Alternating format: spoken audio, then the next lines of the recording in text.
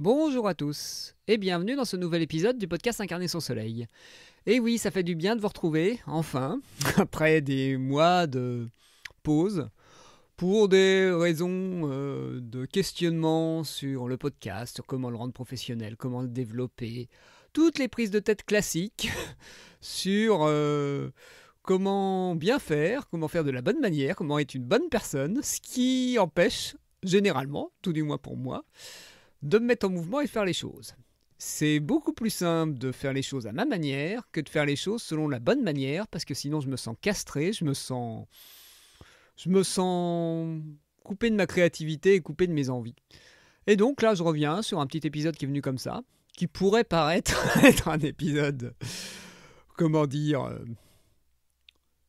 très standard, mais j'avais envie de le faire, donc pourquoi m'en empêcher ?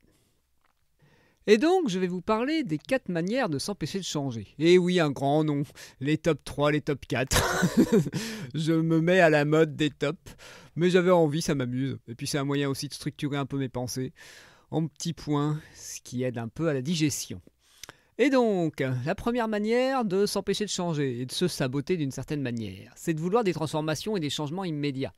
Et oui, ce syndrome de la baguette magique qu'on a beaucoup, et de ce rapport au temps compliqué où on voudrait que tout arrive tout de suite, tout arrive pré-mâché, qu'on voudrait que ça vienne en claquant des doigts. Le mythe du saut quantique, le mythe de la méthode miracle, le mythe du bouquin qui créera un déclic, le mythe du déclic aussi. Tous ces mythes où on considère que par l'opération du Saint-Esprit, on va se réveiller un matin et on sera quelqu'un d'autre. Et malheureusement, j'en ai pas vu beaucoup qui fonctionnent comme ça. Et donc tout ça, ça génère beaucoup de frustration parce qu'on se dit pourquoi ça marche pas pour moi, pourquoi j'arrive pas à me changer en claquant des doigts. Tout simplement parce que pour les 3 quarts, je dirais même 99% des gens, ça fonctionne pas comme ça. Il n'y a qu'à voir pour les habitudes, il faut du temps pour arriver à en mettre en place une nouvelle ou s'en débarrasser d'une. Je ne sais pas si vous avez essayé d'arrêter de fumer ou arrêter une mauvaise habitude, il vous a fallu du temps, pareil pour installer certaines habitudes. Donc, pourquoi il faudrait que quand on devienne adulte, parce que quand on est enfant, on comprend qu'il faut du temps pour l'apprentissage, quand on devienne adulte, ça devienne la baguette magique. Si on a fonctionné comme ça par le passé, c'est peut-être pour une bonne raison. Et donc, il faut accepter que les choses évoluent pas après pas, et aussi que même si on a l'impression à un moment d'avoir sauté un cap, d'avoir passé un pas, d'avoir fait un saut, que ce n'est que le début d'un autre cheminement, d'un autre chemin. L'exemple, par exemple, du passage du statut de célibataire au statut de personne en couple, ou du statut d'étudiant au statut de salarié, ça ne fait que changer de chemin. On change de chemin, mais on est toujours dans un chemin d'évolution, dans un chemin où il y aura des pas, et on n'aboutira pas dès le départ, en changement de cap, dans le boulot idéal, dans la relation idéale, faudra du temps pour construire les choses. Et c'est ça qui est des fois un peu compliqué, c'est qu'on voudrait qu'on ait déjà le résultat final avant d'avoir, avoir la maison idéale sans avoir à la construire par soi-même. Oui, on peut acheter une maison, mais elle ne sera pas idéale. Ça sera la maison de quelqu'un d'autre. Et il faudra l'adapter. Et c'est ça aussi quand on essaye d'utiliser des méthodes miracles qui sont pour les autres, même si elles marchent très bien, peut-être qu'elles sont très, très efficaces, mais il faudra de toute façon les adapter pour soi. Et donc ça prendra de toute manière, même si ça a un côté où ça accélère, ça prendra de toute manière du temps. Et donc, pour faire la transition avec ces histoires de méthodes miracles, il y a un deuxième écueil, c'est vouloir être quelqu'un d'autre. Vouloir d'une certaine manière copier les méthodes des autres, fonctionner comme un autre, et donc essayer de suivre ce qui marche pour les autres avec les forces des autres et qui ne sont pas obligatoirement les nôtres. Et donc ça pousse à ne pas reconnaître ses qualités, à vouloir être quelqu'un d'autre, à vouloir avoir les qualités de quelqu'un d'autre, les comportements de quelqu'un d'autre, le passé de quelqu'un d'autre, parce que la personne est ce qu'elle est à cause de son passé, et ça, c'est pas possible. Et donc on va avoir tendance à vouloir suivre un chemin qui n'est pas le sien. Moi par exemple, qui essaye de me structurer, de m'ordonner, de m'organiser dans le fonctionnement de mon podcast ou de tout ça, pour l'instant, j'ai pas ces capacités-là. Donc vouloir suivre un chemin de quelqu'un d'hyper organisé, c'est pas possible. Il faut que je suive un chemin de quelqu'un qui est débutant en organisation à la limite, mais pas de quelqu'un hyper organisé, parce que je ne tiendrai pas sur la durée. Je n'y arriverai pas, j'ai pas encore les compétences, j'ai pas encore les moyens. Comme quelqu'un qui essaye de suivre les conseils de quelqu'un qui fait du sport depuis des dizaines d'années, et qui n'arrive pas à se mettre au niveau du débutant. C'est un peu pareil. Avant de commencer à pouvoir soulever 50 kilos, il faut déjà arriver à en porter 10. Et c'est souvent ce qu'on a tendance à faire en essayant de prendre des méthodes toutes faites. Les méthodes toutes faites, elles ont déjà, entre guillemets, des prérequis qui ne sont pas obligatoirement explicites aussi. Des qualités, des compétences qu'on n'a peut-être pas encore développées, qui ne sont pas encore les nôtres. Et donc, on essaye de devenir quelqu'un qu'on n'est pas. Et donc, la meilleure solution, c'est de voir quelles sont nos forces, quelles sont nos faiblesses, quelles sont les choses sur lesquelles on peut s'appuyer, et donc quel est aussi notre mode de fonctionnement naturel, et s'adapter à celui-ci. Parce qu'à vouloir à tout prix changer, on se bat contre soi, et ça génère beaucoup de résistance. Sauf si bien sûr on a une qualité d'effort, de dépassement de soi, de négation de soi, et je dirais même de martyr, qui nous aide pour se faire mal. Pour d'autres personnes qui ont tendance à être un peu plus douces avec elles et avoir du mal à faire des choses qui ne leur ressemblent pas, ça ne marchera pas. Et le troisième écueil, qui résonne un peu sur ce que je viens de dire, c'est se comparer continuellement aux autres, en se jugeant négativement par rapport à eux, ou en les mettant sur un piédestal. En disant « Ah oui, mais lui y arrive, et pourquoi pas moi ? Ah, mais je suis nul, ah, mais voilà ». Et le problème, c'est que ça génère énormément de frustration, de culpabilité, de perte d'estime de soi et de confiance en soi, alors qu'en réalité, les autres ne sont pas nous.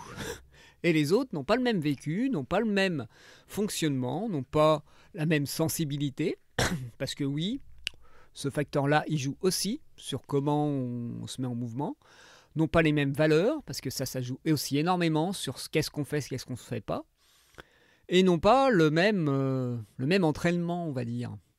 Quand on regarde quelqu'un ça fait des années qu'il fait du sport, pour lui c'est devenu une routine, c'est devenu normal, c'est comme se brosser les dents.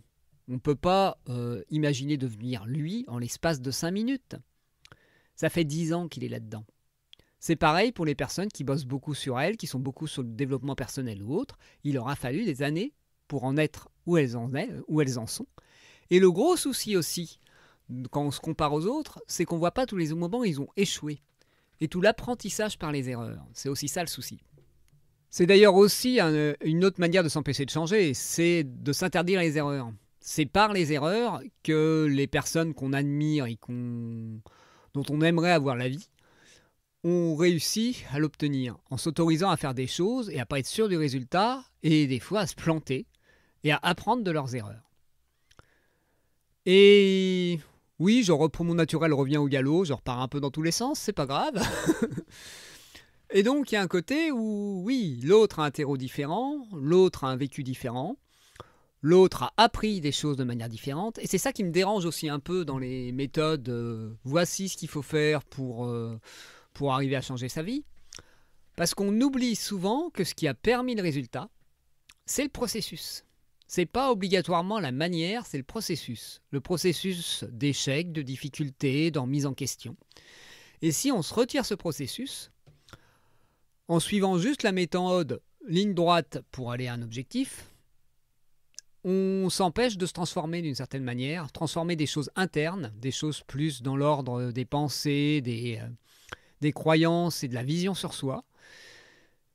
Et on essaye de mettre en place une méthode, mais sans avoir intégré intérieurement tous les changements qu'il fallait faire sur notre identité. Et c'est ça aussi. Le dernier point que je voulais aborder, c'est qu'on a tendance aussi à vouloir rechercher une stabilité. C'est-à-dire à vouloir mettre une nouvelle chose dans notre vie, sans vouloir rien changer au reste de notre vie. On veut juste ajouter. Mais pour pouvoir évoluer, il faut accepter de transformer sa vie, il faut accepter de perdre des choses, de faire évoluer des choses. Si par exemple on veut devenir riche, mais on veut garder notre vision de l'argent, ça risque d'être compliqué. Parce que si on considère que l'argent c'est quelque chose de sale, quelque chose de problématique, quelque chose qui fait du mal au monde, risque d'être compliqué de s'autoriser à l'être. Mais si on veut rester entre guillemets la même personne tout en ayant plus d'argent, on aura un conflit intérieur. J'ai évité de dire compliqué parce que sinon vous allez en avoir ras-le-bas, vous allez les compter. Ça va devenir le bingo du podcast. Comptez les compliqués ou les répétitions de mots. Vous pouvez vous amuser à ça sur les réseaux sociaux, ça pourrait être drôle. Récupérer tous mes tics de langage. Et voilà, c'est juste, est-ce que vous pouvez accepter d'être comme vous êtes et aussi de devoir évoluer et de devenir quelqu'un d'autre aussi. Et je dirais même de ne plus vous reconnaître, de même découvrir l'inconnu que vous allez devenir pour vous. Ça me fait penser aux personnes qui posent un anneau gastrique ou qui font une liposuction et qui se reconnaissent plus dans la glace et qui ont du mal à se reconnaître avec leur nouveau visage, leur nouveau corps et qui ont encore l'impression d'être l'ancienne personne alors que la personne qui voit dans le miroir, c'est plus la même. Et c'est parfois ça dans nos vies, c'est qu'on est déjà en train de changer, on est déjà quelqu'un d'autre, mais on est resté sur l'ancien mode, sur l'ancienne vision. Donc il y a aussi ça qui peut nous empêcher de changer, c'est de vouloir rester quelqu'un de fiable, de stable, d'identique. Ah oui, mais lui, il est rassurant, il ne change pas, c'est toujours le même. Voilà, est-ce que vous voulez rester toujours le même ? En restant toujours le même, votre vie ne changera pas. Par exemple, moi, en voulant rester toujours pas fait, j'arrivais pas à mettre en place des choses. Maintenant que je m'autorise un peu plus de spontanéité et de faire des trucs qui débordent du cadre, parce que là, on va être clair, mon épisode part un peu dans tous les sens, sort un peu du cadre. J'avais dit 4 manières, j'en ai sorti 6 ou 7. Et alors ? C'est pas grave. C'est comme ça que je suis généreux, et puis voilà, ça m'amuse. Donc comme vous voyez... Aussi, s'autoriser à faire autrement que ce qu'on a prévu, de changer dans ses manières de faire, ça réveille de la joie, comme vous le sentez. Ça réveille de la découverte, ça réveille de la spontanéité, ça réveille l'âme d'enfant aussi. Le côté explorateur. Ah oui, mais qui je vais être aujourd'hui ? Tiens, qui je pourrais être ? Qu'est-ce que pourrait être ma vie ? Et ça permet donc de ne plus être fixé sur l'objectif qu'on veut obtenir, mais d'être dans le plaisir de la découverte et de la nouveauté et du changement et du mouvement. Et donc, pour résumer sur ce petit épisode, quelques conseils pour arrêter de dire uniquement que ce qui ne va pas, mais comment on pourrait faire pour accompagner les changements. J'ai juste accepté déjà que les changements prennent du temps. Et éviter de se dire « Ah, il faut que ma vie change en une semaine, un mois, même un an. » Laissez le temps. Laissez le temps à ce que ces choses évoluent petit pas après petit pas. Pour les habitudes, on dit bien qu'il faut 21 jours pour l'installer. 21 jours, ça peut être long, et puis même des fois, 21 jours, c'est juste le début. Voilà, parce que c'est mettre en place l'habitude, mais ça ne veut pas dire que le résultat qu'on a cherché est atteint. Imaginons une histoire de perte de poids. Tu as pris 21 jours pour installer l'habitude de faire du sport ou de manger sainement. Oui, peut-être, ou de te faire la cuisine, mais le poids, il n'est pas perdu pour autant. Donc, il faut arriver à tenir sur la durée en voyant les évolutions petit pas par petit pas. Une autre chose qu'il y a de changement, c'est s'inspirer des manières de faire des autres, mais surtout de suivre et de découvrir la sienne. C'est-à-dire, on prend les pièces de Lego qu'on trouve dans les idées des autres, on les assemble à notre manière en fonction de nous, notre terrain, à quoi il ressemble. Si on a un terrain qui n'est pas très stable, pas très droit, on va peut-être déjà faire une première étape, ça va être de le mettre à plat. Déjà de savoir qu'est-ce qu'on veut, de savoir où on a envie d'aller. Parce que si on ne sait pas où on va et qu'on applique tout de suite des méthodes de quelqu'un d'autre, la motivation ne sera pas là, tout simplement. Et donc il y a aussi ça, c'est trouver qu'est-ce qui est le moyen pour vous de vous mettre en mouvement. Est-ce que vous avez besoin de mettre en place une stratégie et d'avancer en suivant cette stratégie ? Ou est-ce que vous avez besoin d'y aller à l'impulsion, à l'envie, et de ne pas être dans le côté hyper planification, hyper organisé, parce que ça vous épuise de fonctionner comme ça. Ce qui est un peu mon cas avec le podcast. Dès que je voulais essayer de planifier, d'organiser, de mettre un planning de publication, je ne peux pas. Je n'y arrive pas. Je me prends tout de suite la tête, j'emballe le cerveau et ça m'empêche de créer, tout simplement. Il y a aussi un autre point, un autre petit conseil, c'est que le meilleur moyen que les changements s'installent, c'est aussi de regarder tous les changements qu'on a déjà fait dans sa vie et comment on évolue petit à petit. Comment notre vie a déjà évolué comparé à il y a 2 mois, 3 mois, 6 mois, 1 an, peut-être dans un sens ou dans l'autre. Parce que si on génère pas de changement dans notre vie, peut-être que d'une certaine manière, ça s'érode un peu. ça ça s'effondre un peu. Il y a peut-être un peu de rénovation à faire dans la maison. Il y a peut-être une fissure qui s'installe. Tout ça pour dire que oui, les changements, il y en a toujours. La vie est changement. Et donc, vouloir rester dans cette côté stabilité, c'est pas possible. Donc, si vous ne mettez pas un changement dans votre vie, à un moment ou à un autre, le changement va s'imposer à vous. Donc, c'est bien aussi de voir, revenons-en à nos moutons, je voulais dire, après cette digression. Et donc, je disais, regarder les changements dans sa vie, ça permet de voir déjà que ça bouge, ça évolue. Et si on a commencé à mettre des choses en place, il y a déjà du changement. Que ce soit dans notre état d'esprit, pas obligatoirement dans le concret, mais dans la manière dont on imagine le futur, dans la manière vis-à-vis de comment on se sent émotionnellement, si on s'imagine dans cette situation, est-ce qu'on en a toujours peur? Est-ce qu'il y a toujours ces pensées qui disent « Ah non, tu pourras pas parce que ceci, parce que cela » ou est-ce que c'est plus là? Parce que souvent, on jauge les résultats sur ce qui se crée dans la matière concrètement. Mais tout ce qui est préparatif, tout ce qui est état d'esprit, tout ce qui est pensée, tout ce qui est émotionnel, c'est le terreau, c'est le terrain. Et si on n'en prend pas soin, si on ne voit pas déjà les changements ce qu'il y a à cet endroit-là, on se dit que ça n'avance pas. Mais si, ça avance. Ça avance intérieurement, pas extérieurement, mais ça avance. Si on commence à... Imaginons qu'on a un projet de changement de métier. Des fois, ça prend 4 ans pour ça. Mais ça prend 4 ans parce qu'on a travaillé intérieurement à se sentir prêt, à avoir les informations, à avoir confiance dans notre capacité de le faire, etc. etc. C'est parce qu'on a généré des changements intérieurs qu'on peut générer un gros changement extérieur. Et donc, ça permet aussi, en regardant ces changements dans sa vie, de sortir de ce mode spectateur et donc de regarder plutôt la vie des autres et de vivre par procuration. Oui, je parle aussi des jeux vidéo, parce que des fois, jouer aux jeux vidéo, c'est un moyen de vivre par procuration. Et donc, ça permet de s'arrêter de s'occuper de la vie des autres ou de la vie de son avatar et s'occuper de la sienne. Parce que quand on commence à se dire « Ah oui, ça, j'ai réussi à le changer. Ah oui, ça aussi. Ah oui, mais ça aussi. Ah, alors peut-être que ce que j'ai envie de faire, j'en suis capable. » Faut juste que je le décide, que je m'y engage, que je m'y tienne, que je le fasse à ma manière et j'y arriverai. À un moment ou à un autre, peut-être pas tout de suite, peut-être dans quelques mois, années, et alors? Au moins, je vais dans cette destination-là. Dès que je vois que je dévie, que je m'écarte du chemin que j'ai envie de suivre, je redresse un peu le cap.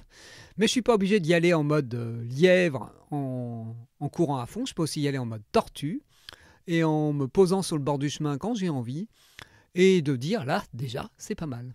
Là, déjà, il y a un peu plus d'air. Là, déjà, je me sens un peu mieux. Là, déjà, il y a de l'amélioration dans ma vie et je suis content parce que ma vie va de mieux en mieux. Ou je dirais, me convient de mieux en mieux parce qu'on n'a pas réglé le problème de la vie. La vie n'est pas un problème. La vie est juste ce qu'on en fait. Alors, est-ce que vous avez envie de faire de votre vie un paradis? Ou est-ce que vous avez envie de continuer à laisser votre vie en jachère et à laisser les mauvaises herbes s'installer sans vous en occuper? Et bien sur ça, je vais vous laisser faire du jardinage dans votre monde intérieur et dans votre monde extérieur. Et je vous dis à très bientôt pour un nouvel épisode. Et comme d'habitude, n'hésitez pas à me contacter par mail à l'adresse pierre@incarnersunsoleil.fr, sur les réseaux sociaux, même si je n'y suis pas beaucoup, sur Facebook ou sur Instagram, et à noter ce podcast sur Spotify ou Apple Podcast et à y laisser un avis. Eh bien, merci à tous pour votre écoute et à bientôt pour un prochain épisode. Bientôt, je pense, d'ici une semaine ou deux. Je vais éviter de faire des pauses à rallonge. Au revoir et belle journée à vous.